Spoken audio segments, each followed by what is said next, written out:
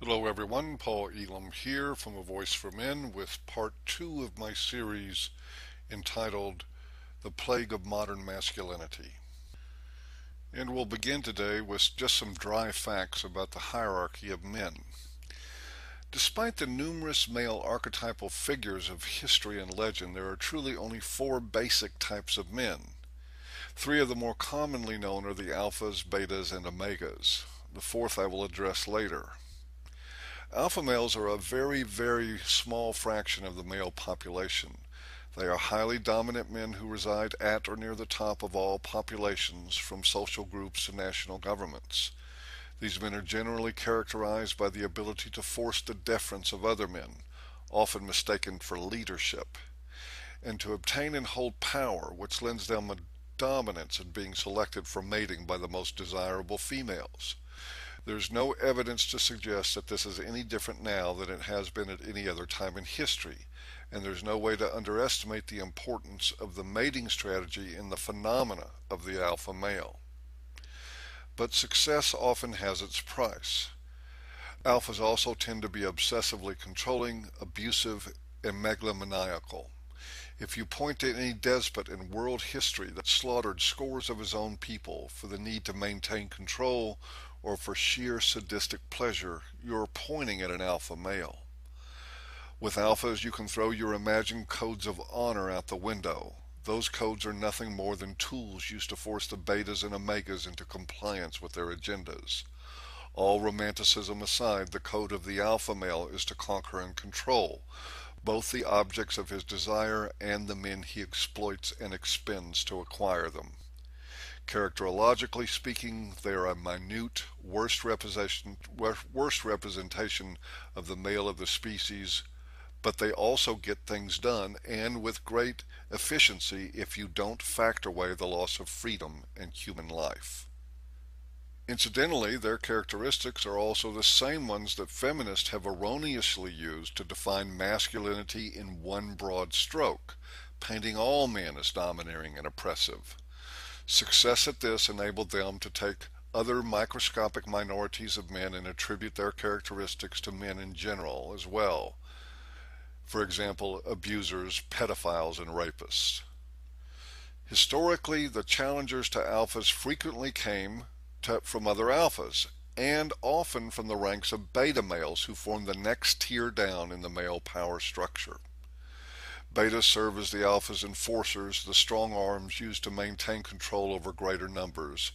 They also play the role of yes men, affording them their own realm of power and putting them within striking distance, or rather scavenging proximity, of the alpha's position and status, including sexual primacy.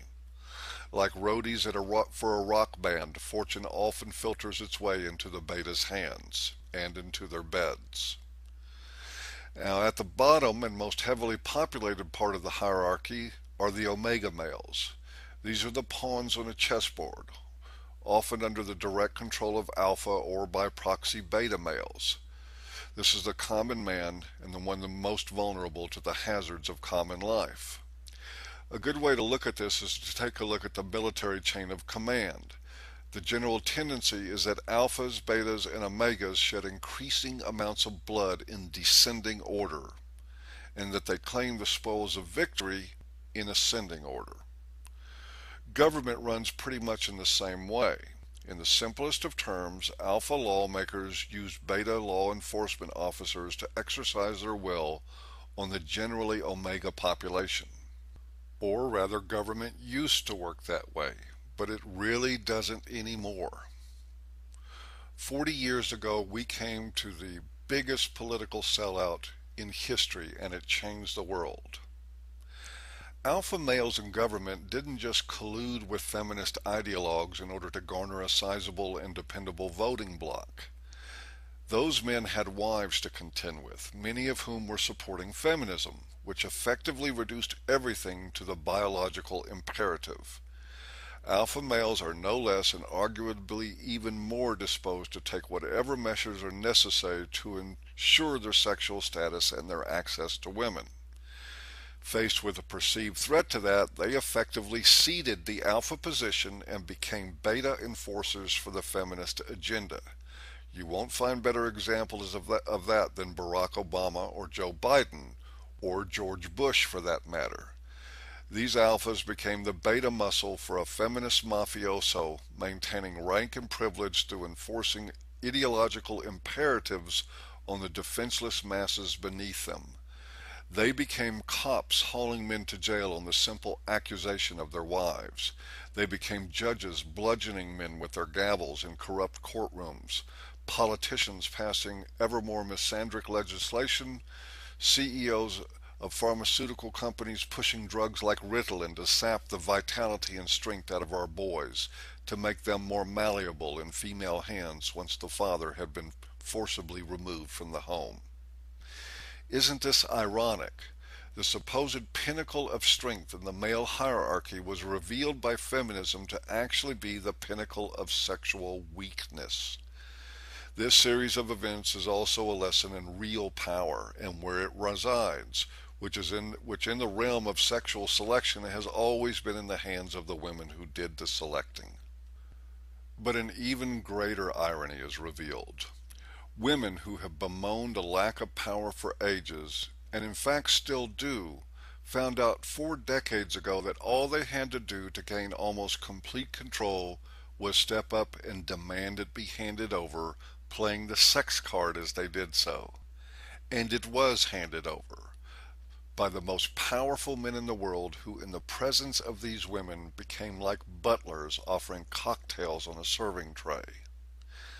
I'm not particularly fond of that conclusion. In fact, as a man who continually struggles to break old world ties, I'm rather embarrassed by it.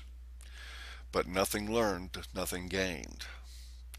Nonetheless, what happened here on the whole was that women, their raw biological power masquerading as feminism, have taken the dominant alpha status in our culture, and the result is quickly becoming an age of oppression and injustice more insidious and intractable than any other. It is in the biological, survival-oriented nature of women to enhance their lives through the utilization of male labor and male expendability, without compunction or moral constraint. And that is exactly what our culture has ended up doing on an Orwellian scale.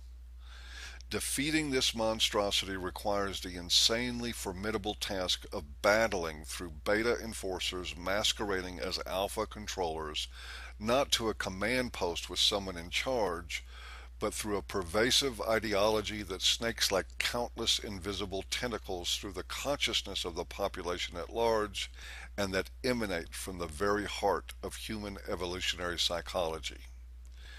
And the first strike in that battle should be, must be, at the elements of masculinity that allowed it to happen. And that brings me to the conclusion of part 2 to the plague of modern masculinity. I do hope you will enjoy me for part 3. Thanks for listening.